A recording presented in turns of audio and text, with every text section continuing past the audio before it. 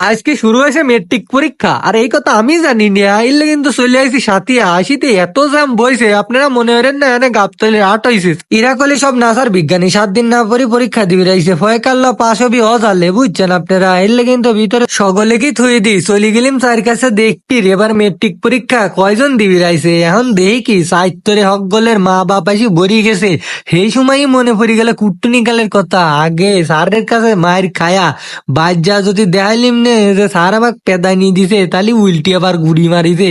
আর এখনকার সাল পালে পেদানি দিলি বাপ মা মাইসে আবার স্যার এক পেদানি দেয়। ইর লেগি তো একখানো পরে না, বুঝছেন আপনারা।